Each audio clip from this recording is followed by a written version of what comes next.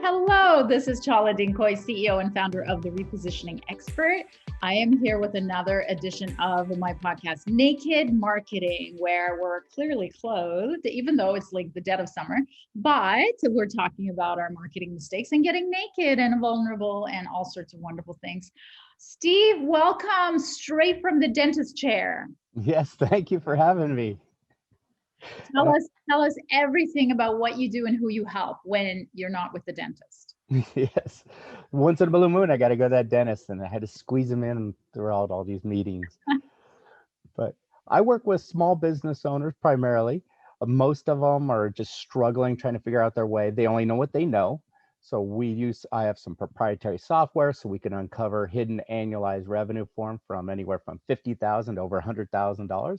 And then we develop a roadmap on how to get all that and put those systems and processes in place for that business owner. So one day they can live that dream that they've always thought about and sell their business for some real money and retire and be happy.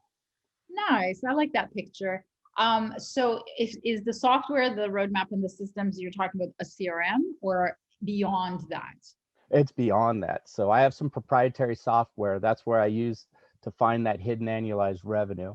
And then I also use what I call an e-learning academy. So it has all the tools, resources, guidance, everything a small business owner needs in there to help them move their way through. So I have like do-it-yourselfers who like to be on their own pace. So they just have to work on one task per week to Mhm. implement in their business. And then I use it also for resources for my one-on-one clients as well. That's amazing. So how did you develop this proprietary software? Like, are you a software guy? I am so not a software guy. I actually went on a hunt. I've owned and operated 6 different businesses. And then on my last business, I was doing coaching and consulting, but I wasn't passionate about who I was working with. And it was mostly CEOs, C-suite people. And I started realizing all my calling has been back to the small business owner, to mom and pops, the entrepreneurs. That's where my passion lies. So I went on a hunt looking for automated programs, and because I found how much it would cost to build it and how long it would take. And I'm like, there's someone smarter in the world than I am, and they probably built it. And I looked at over 90 different systems in the world and found someone who had the proprietary software. And I'm like, what do I need to do to get it so I can use it? And it has been amazing for my clients. So are you allowed to say what the software does to find these hidden revenue streams? Yeah, it has different modules in there, so I can look at like their media, all their basically social media, digital strategies. A lot of times with service-based businesses, this is where I find some unbelievable gains because they're not utilizing their marketing power at all. Hmm. They think, well, I get my clients from word of mouth. Well, that's great. But what happens if you have a proactive, simple strategy in your business that was very low cost or no cost, and that brought you in more clients? Mm. And then, so I find out all the ways that they're not making money. Uh-huh. And then on the main system, I just look at anywhere from one system looks at 12 different areas, and another one looks at 40. So we go deep dive into their business of all the little aspects of their business where they're probably missing revenue opportunities. And it's always in front of you, but as we all know, we're being a business owner, we can't see the trees because we're inside the forest. So Mm-hmm. it's kind of like it just opens up the forest so you can really focus on the tree and you're like, oh, that's pretty easy. It was sitting in front of me the whole time. Yeah, Wow. but you're Is not there, doing it. right? So is there AI involved? Oh yeah. It Okay. 400 it looks at 497 million algorithms. So Okay. I'm actually doing this just like we're doing it on Zoom. Mhm. And it's like, listen, I'm going to do it right in front of you. I'm not Wow. hiding. There's no curtain. And what does it look at? Their emails or, their phone interactions? What does it look at? Yeah, we get their basic financials. So it gives us a baseline. And then I'll go through some things like, what is your market dominating position? And people think, well, why do I need something like that? And it's like, well, if you can't explain what you do and who you serve and how you serve them, then you have a convoluted message and you're probably losing customers right there. Yeah. And I did that one on a company who was doing 7.7 million. They couldn't tell me what they did in under 10 minutes. And I'm like, how much business are we losing? They go, our sales keep going like this. And we work just on that market dominating position, the elevator pitch. Their business jumped in the next month because all the salespeople were using it. Everyone in the company was using the exact same elevator pitch. It jumped 10% in the Oh following month. my God. Well, you are preaching to the converted because I'm an elevator pitch coach and I even have another podcast called Polish My Pitch where people come on the show and I polish their pitch. Oh my God. So talk to me about like another case study, just like this wonderful one that you just talked about that has used the data points that you talked about to pull themselves into a new reality. One was a CPA. CPAs are great at with numbers, but Yeah, they're really not that good on the business side, and especially not the marketing. It's very foreign to them. It's like yeah, us, a lot of people with accounting, right? exactly. So I just looked at some of their strategies and they had a pretty healthy practice, but they said, listen, we want to double the size of our practice. I'm like, Mhm. well, first of all, you're only seeing your clients once a year, so that's a problem. Yeah. It's probably killing you and your staff. Yeah. Well, let's come up with some strategies here. So now you see them 3 times a year and ease the workload, and you could charge more. And also, why don't you do monthly little webinars? Because you could do it all. He has a nice conference room, and he can get in front of a camera and talk. So he Mhm. just did these simple, like 1 hour tips and strategies for his clientele, like how to save on taxes, how to grow income, look at financial planning, all his knowledge that he already has. And it was like, make these little webinars. His engagement with his clients increased. His Mhm. attrition was shrunk. I mean, it was amazing. He was losing around 15% of his clients year over year. So he's always constant fill up the pipeline. That shrunk down to 2%. Yeah. So it's like, isn't that easier to keep those clients? See how much easier and more money you're making? You know, it's amazing the things that you're talking about. It just sounds like they're more based on like your wisdom and your experience and your guidance. How do you utilize the software to support that? Yeah. So after we find them that hidden uncovered revenue, we actually, the software actually gives us an implementation guide of what we need to work on first, second, third, so forth. So we build a roadmap out of it. So we're always on the same page together. And it also, every time we meet with the client, we actually put that data points in, like, did you work on this? What are challenges? Let's get through all these things. And it's tracking our results as well. That's great. That's the best part, as Yes. far as I'm concerned, because I mean, the best result tracker is their revenue for sure, but you need to be able to map it to a specific activity, and that's great. Right. And especially small business owners aren't thinking about the end in mind. They all think one day I'm going to retire, I'm going to sell my business for a couple $1 million and live on the beach.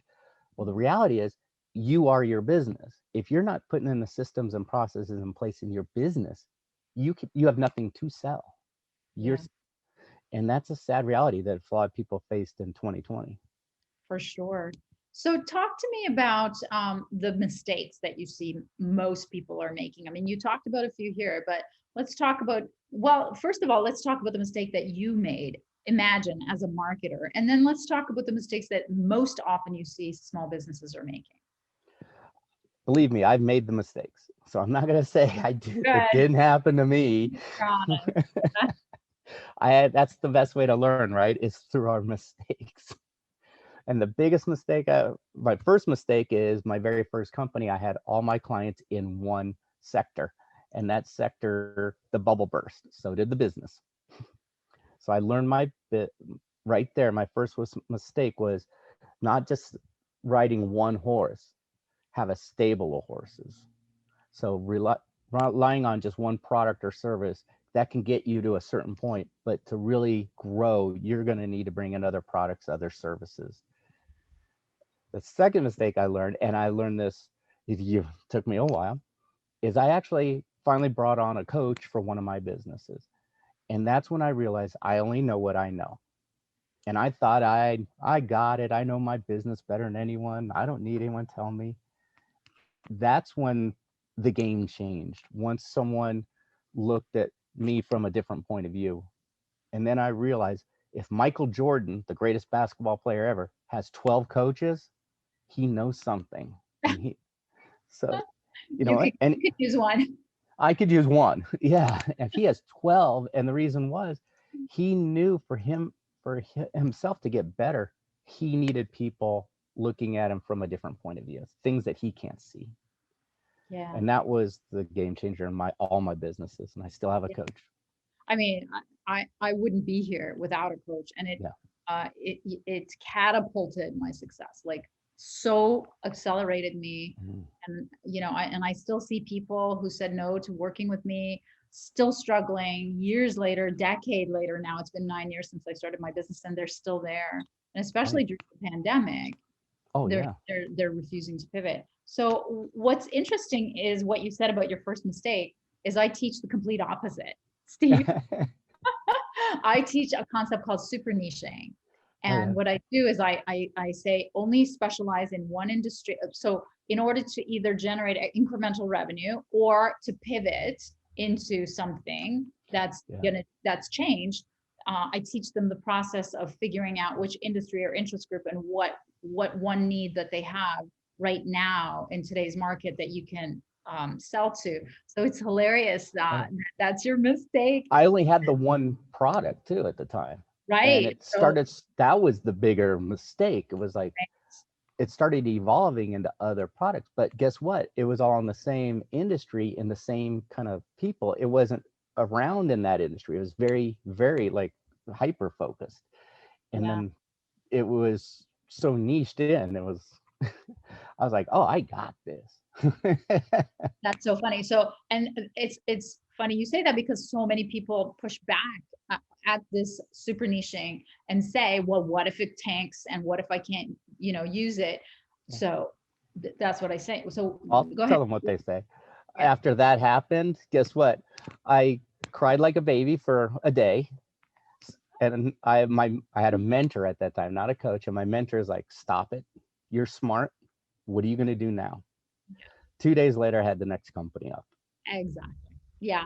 So what I recommend is to use the super niche as a hook to get in Absolutely. and then cross sell everything else. So I'm not suggesting that you only have one product. Yeah, So, that's the key. having multiple super niches, but really it once you learn the scientific and strategic way to find a niche in the market, which is where I learned like 18 years working with Pepsi, Pizza, Frito-Lay, we launch new products every year. That's how I learned it. But it's the process. And now in the pandemic, you have to pivot. Like I've had to pivot. So that's what I'm teaching is how do you super niche to pivot? And so it's so funny that you said that was your big mistake is what I teach. Oh, well, yeah, because I learned my lesson. It was like, you know what? I need to have ancillary products and services. I did not have that at that time. And that's what really like woke me up. Like, listen, I focused on one little aspect of that one industry. Yeah. I should have also looked at other parts of the industry that did survive the bubble, and I didn't. Yeah.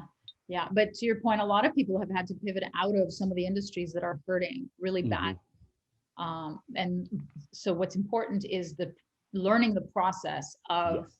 super niching or learning the process of figuring out the gap in the market because you'll always need to Oh, change absolutely. throughout time. I mean, all the big ones do it. So That's it. I mean, I had a niche when I started this last company, and then I woke up one day realizing I don't have a single client in that niche. And all my marketing, all my target was to them. that's funny. And that's the trick is how do you pick the niche without deciding it in isolation on your own, but to get the market to tell you what they need. Because I always say, I was explaining this to someone today, how do you think the Swiffer was invented? Somebody didn't just wake up one morning and say, I think I'm going to invent the Swiffer. They actually had like thousands of consumer interviews and found out that people are looking for something disposable to clean with so they don't have to wash it because it's disgusting and they wanted it to be cheap enough to throw out. So that's where convenience came from. And once Swiffer hit, everybody copied them. So that's what the whole trick is to figure out strategically without guessing so that there is market, right? Absolutely. So So true. tell me about the most common mistake that you see in businesses around marketing. Oh, around marketing, they're trying to do everything. because they're pulling in all this information, all this data, and they think that they have to be on every social media platform. So they're trying to master every social media platform, and it's like you're sucking the life out of yourself. Yeah. This is where you need to have a focused marketing plan. Yeah. Where's your clients hanging out? Yeah. That's where you need to be. Forget the rest. Absolutely. So did you start working for corporate? Like, how did you get into all them? Every time I've worked for any corporations, I've always been the hired gun to come in and turn around a whole division. So they gave me full reign. So I never had the job, if you will, not in Yeah. a long time.